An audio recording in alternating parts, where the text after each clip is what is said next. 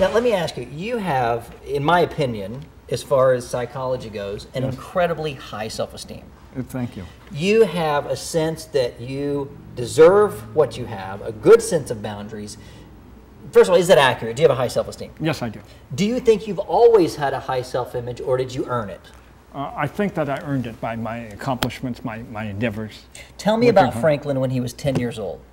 Well, when I was 10 years old, I'll tell you, it was interesting because I was watching sci-fi shows on TV and at the movies, and I think that sparked my interest in ETs and UFOs, and then possibly science also. But tell me about Franklin. Were you good with the ladies? Were you ignored by the ladies? No, actually, as far as a youngster, I was a bit shy, and I was the sort of the class nerd. While the others were out playing, I was reading in the classroom. Did you still look in the mirror? I had a few close friends, but did you look in the mirror and go, Franklin's a cool guy? Or were you like the outcast? I'm more like an outcast. But do you think that relates to self-esteem as a kid? Or do you think that, like now, being nerd is cool? Like being Bill Gates, the richest man in the world, made nerds cool. Was it cool when you were young? Not necessarily, but I felt my intelligence and my good grades, so I had self-esteem from that. So you didn't feel I wasn't worried about you weren't a jock. It didn't bother you. No. I knew that wasn't me. I'm the same way. I was never a great athlete. No. I'm a very mediocre athlete. Right. I liked to play chess as a youngster. I couldn't have, really? Yes. You would kill me at chess. Okay. How about Scrabble?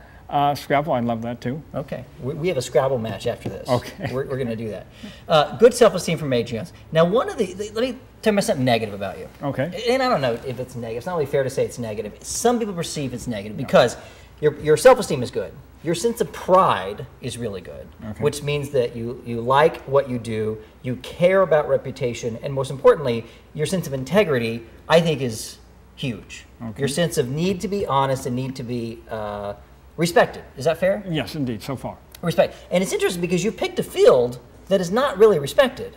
UFO research is probably not near as respected as nuclear physics and atom bombs. Absolutely. But I felt at the time that someone should do this because I felt strongly about these subjects, about the possibility of extraterrestrial life, and I didn't see anyone else out there. Or maybe perhaps Carl Sagan to an extent, and now Stephen Hawking starting to come to that point of view.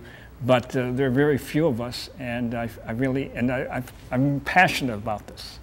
So, do you feel that a sense of pride and a sense that you're right is part of what it takes to get on a soapbox for something that's not well received?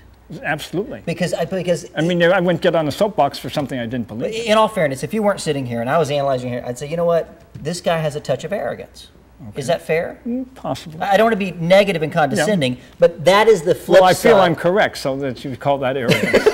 That's the definition of arrogance. I'm right, you're wrong, and if you don't like it, go take a hike, right? Yeah, but I don't just say it. I try to bring the evidence, you know.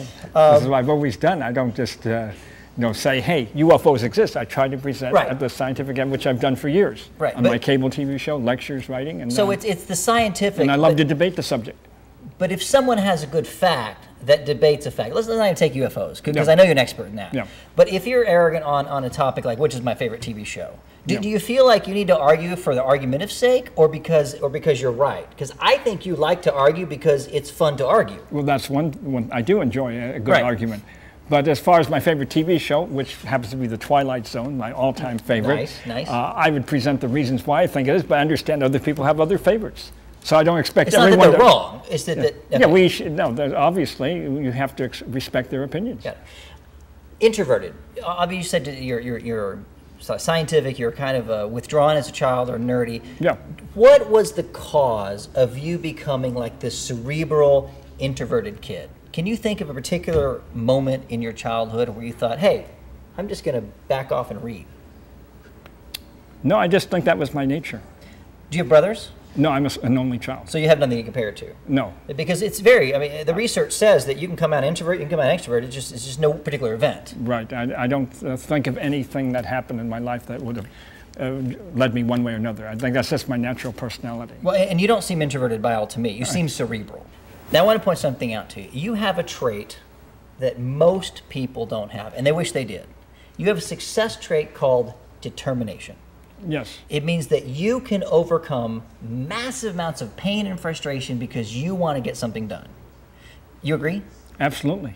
Most people that I've met, and this is not statistically perfect by any means, when they had this level of determination, it means that somewhere in their past they overcame a physical boundary. And it helped them become physically stronger. Like I remember the story of an NFL quarterback who had a real sickness when he was a kid. He overcame that sickness, and he became very strong physically.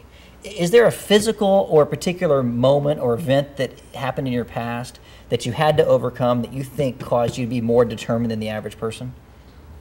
That's a very interesting question, because the only thing, I had the measles, and then I had the tonsillitis, which kept me out of school for about a month and a half. It was very severe, but I don't feel that was life-changing. But did you ever think I'm going to die? No. Was it painful? It was painful, but I didn't think about death. I don't think children even at that age have a concept of it. That was the second grade. And well, I missed several weeks of school, and it was uncomfortable. I just don't feel that was life-changing. What about a particular failure? Did you try to get into college and fail? Is there anything that happened that it didn't work out, and then from that you went, I'm going to do it differently next time? I've been pretty successful, except more recently in trying to, when my show was on the Sci-Fi Channel, then it was after the Universal executives told me how much they loved me, it was not renewed. And then, well, that's of course, television, Frank. Yeah, I know. They should give you a bottle of Vaseline with every pilot. That's what I'm telling you. To get back on. So that would be the type of rejection I'm trying to overcome. But does rejection really bug you still, or it's just a matter of not succeeding? That's I am bugged by rejection, because I think I deserve my show honor if I'm writing and I prepare an article. I expect the publisher to accept it. It's a bit of egotism, but I always do my research. I'm always thorough. But this is about being listened to and being heard, not necessarily about accomplishing something. Yeah. Like, you really think you should be heard because you have something smart to say. Yes. By the way, I agree with you. I think it's important. But personality-wise, that's an interesting observation. I'm still trying to get the root of why you seem to be more determined and focused than the other people. Well, in looking at that, it might be the influence of my mother. Tell me about that. She was